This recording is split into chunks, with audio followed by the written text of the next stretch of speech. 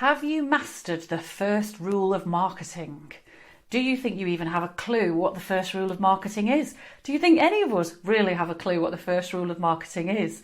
Now, this stems from a conversation in a recent planning session of mine, where we were talking about the pressure of marketing. And very often there is this idea that marketing is something that is constantly changing and evolving, and that it's incredibly rapidly paced.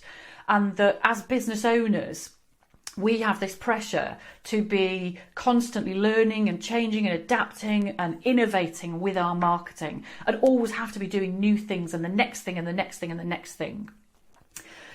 And yet at the same time, when you look at the principles of marketing, if you go and read marketing books that were written in the 70s and I dare say even the 60s, the simple principles of marketing absolutely never change. And the simple principles of doing business never really change. Yes, business and marketing evolves, and it does grow and adapt and change, but the underlying principles of it are always absolutely the same. And the first and the primary principle of marketing is understanding who your customer is, because it doesn't matter how incredible your marketing is. It doesn't matter whether you are the best thing since sliced bread at making video, at being all over TikTok, at being the queen or the king of Instagram. It doesn't matter if you spend 700 hours a day on Facebook or doing all sorts of other marketing. None of that matters if nothing that you talk about actually hits home with your potential customers. So this is literally the most important thing to think about with your marketing. And very often people leap past it, because it can feel tricky. And there is also that real element of when you spend the time to get super specific about who you want to talk to in your marketing, there's often that worry that if you're too specific, you will actually alienate half your marketplace, you will narrow it down too much, and then potentially you'll do yourself out of business. Whereas actually what happens is when you get super clear about who you're talking to, about what their problems are, about why they need you, about where they are and what they really want to hear from you, then that means you don't have to be doing all of the marketing to all of the people in all of the places. You can actually do less, but you can make it more effective.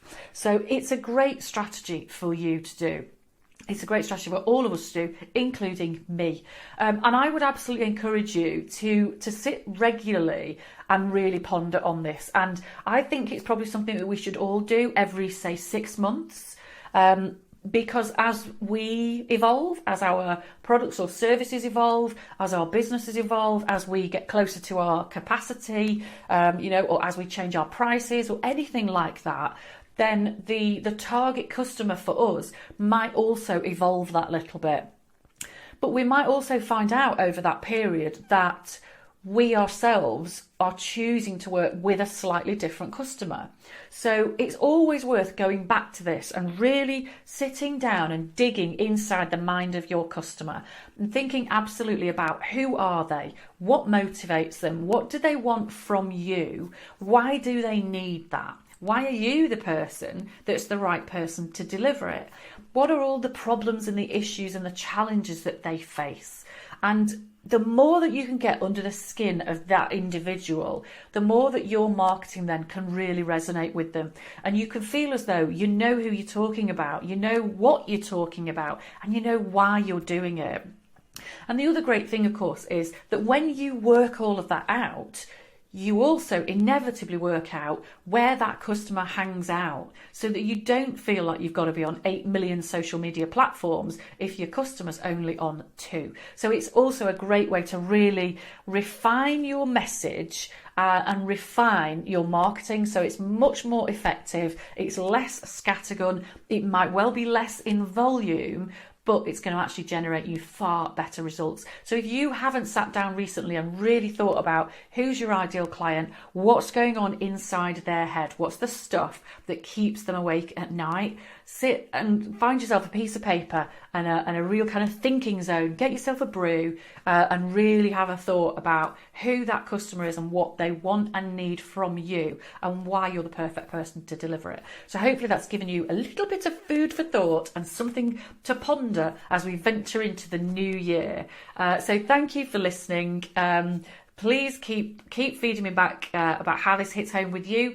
Love to hear whether there's anything specific that you would love to hear from me in future weeks and future vlogs. And of course, I would love you to share this with anybody else who you think could really benefit from it. Thank you, folks.